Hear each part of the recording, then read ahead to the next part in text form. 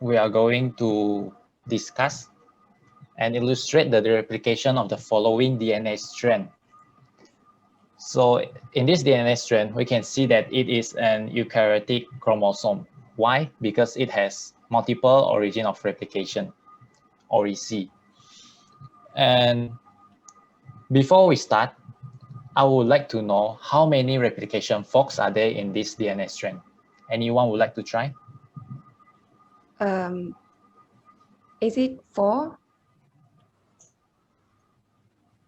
Yes, it is 4. And another question, which is equally important too, is why must DNA be fully methylated before initiation occurs? Anyone?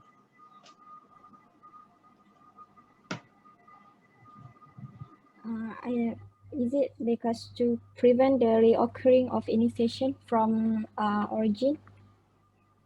Yes, it is true.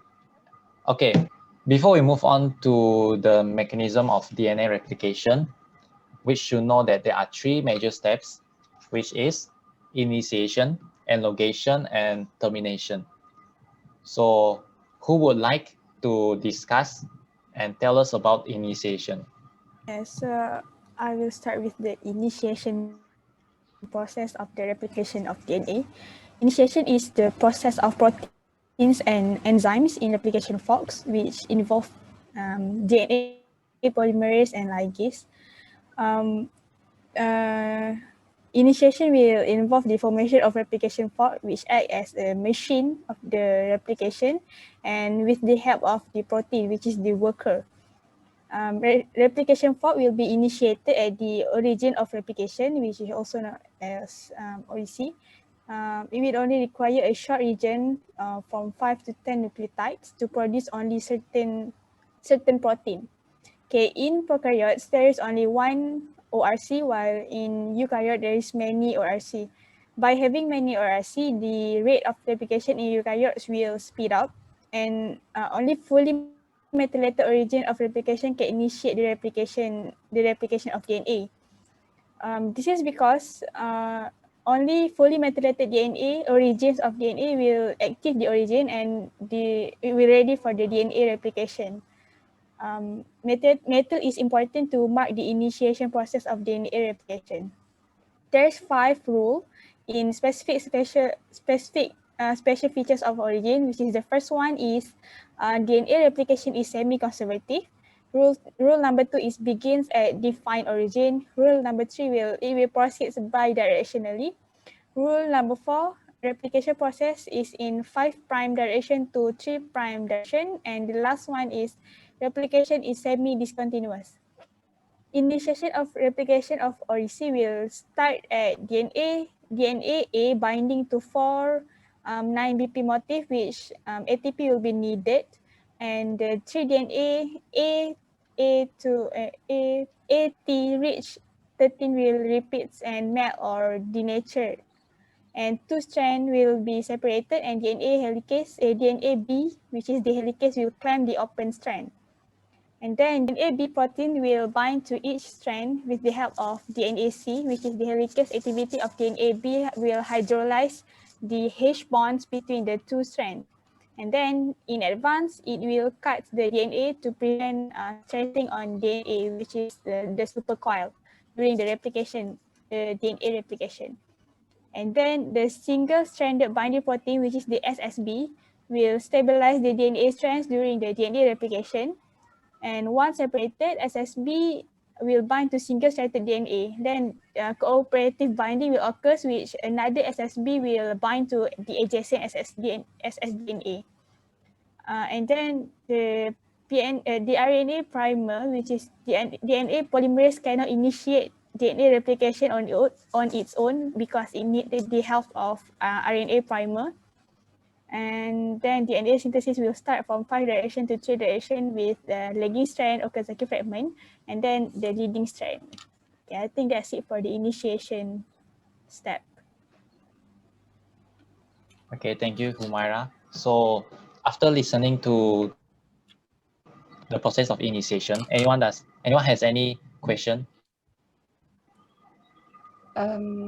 So Is DNA B protein and DNA G protein and enzyme too?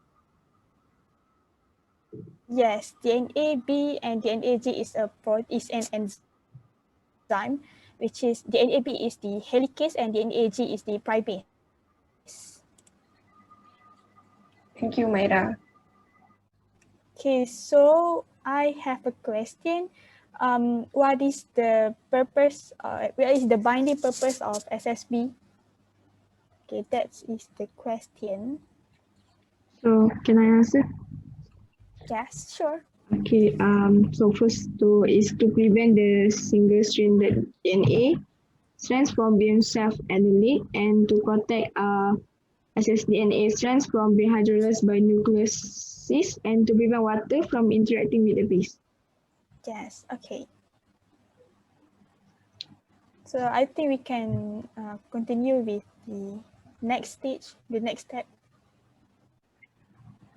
So for the elongation, it starts when first phosphodiester bond form between the RNA primer and the first nucleotide base. So this process is dominated by DNA synthesis, in which it needs a catalytic requirement. First of all, is deoxynucleoside triphosphate. And then the second is the primer, which is act as a template junction. So and then DNA is synthesized by extending the 3 end of the primer. So which means it's initiated when the 3-OH of the primer mediates the nucleophilic attacks on the alpha phosphate of the incoming DNTP. So it will result in the extension of the 3N primer by one nucleotide and release one molecule of pyrophosphate. So and then the second one. Wait.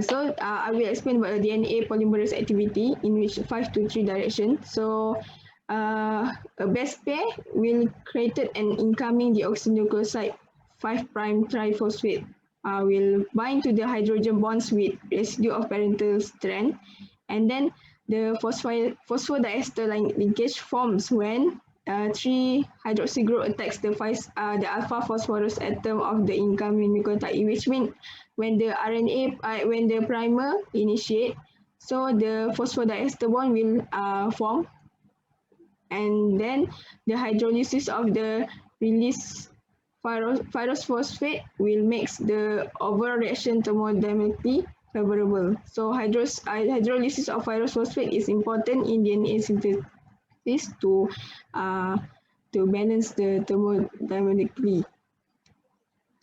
So the DNA synthesis also need the DNA polymerase, which act as a catalyst, and there is 2 types, DNA polymerase 1 and DNA polymerase 3. So the suitable one is the DNA polymerase 3, in which it have the high accuracy and can edit the NTP more faster and more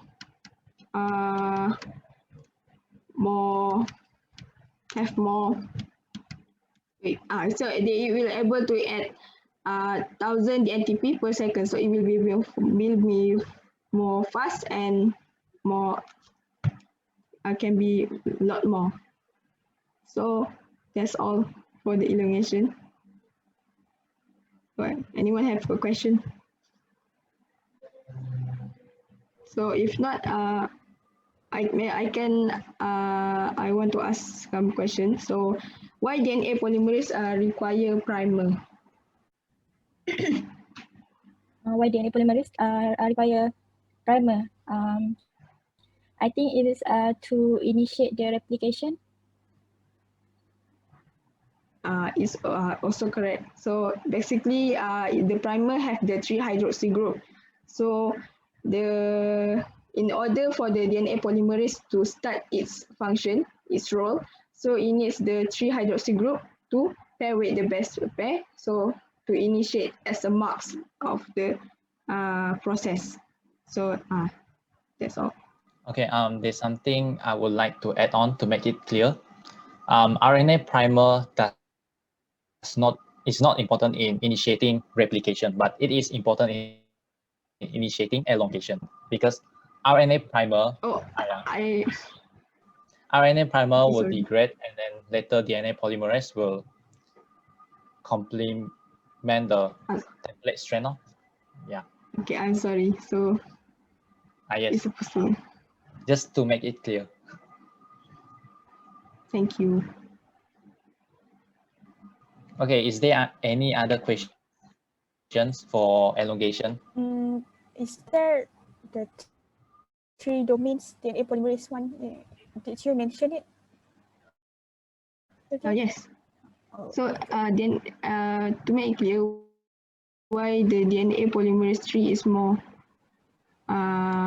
is chosen to replicate to perform DNA replication. So because DNA polymerase 1 is too slow, so because it adds 600 nucleotides DNA TPs per minute in compared to the DNA polymerase 3, it adds DNA polymerase DNTPs 1000 per second. So it will be more fast and the DNA polymerase 3 is more accurate compared to the. Okay. So okay. I think we can continue with the next stage, which is the termination. Okay. I think we can just continue. Okay. So I will start. I will discuss with you about termination. So what do you need to know? Termination is the process occurs when two replication forks meet on the same stretch of DNA. So there is a little bit different of termination in eukaryotes and prokaryotes. So in prokaryotes, after replication is complete, daughter DNA molecules will remain linked and type 2 topoisomerase will cut one of the DNA molecules and release it. But for the linear chromosomes of eukaryotes, there is no sufficient space for the primase to synthesize RNA primer at the end of the chromosome in lagging strand replication. Is this because in linear DNA replication, there is always a small gap left at the end of the chromosome because it is lack of 3OH group for the replacement of nucleotides to bind. So if there is no way to fill this gap, DNA will get shorter and the replication is incomplete. So the solution of this problem is there is a special region at the end of the linear chromosomes, which is telomeres. So do you understand?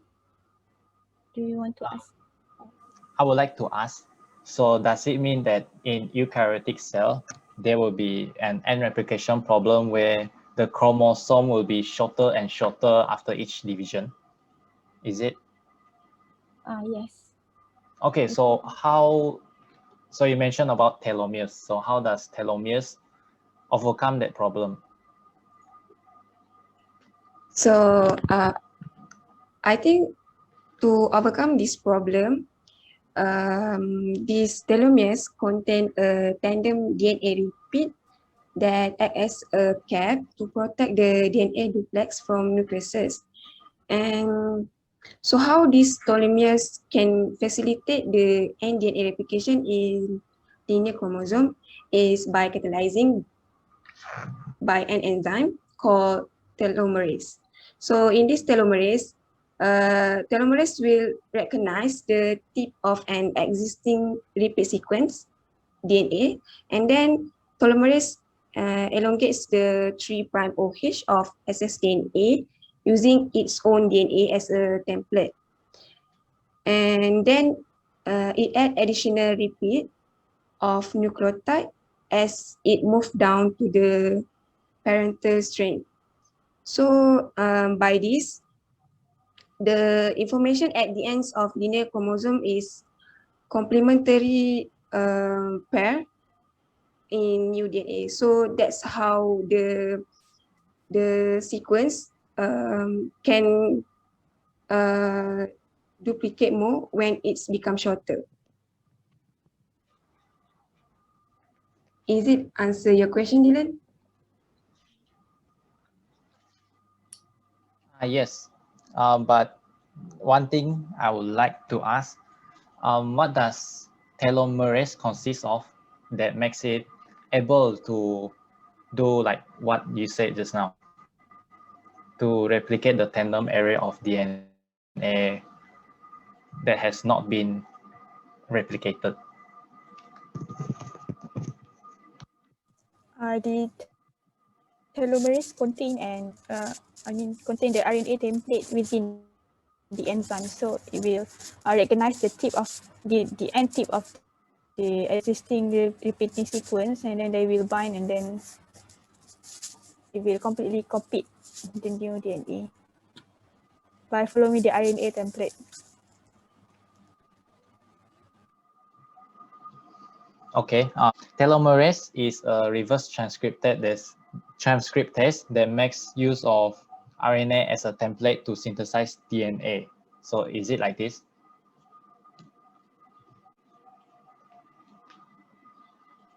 Okay, one more question. Does telomerase exist in all eukaryotic cell, or it only exists in certain eukaryotic cell? Only in a certain eukaryotic cell, not all. Oh, so that explains why we have a certain lifespan. Like for example, human can only live up to 100 years or maybe just a bit more, but trees that has a high content of telomerase can live for a very long time. 200 years. Yes.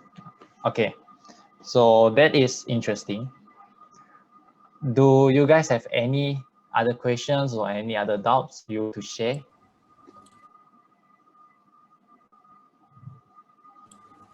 No, I think we are all clear with this DNA replication.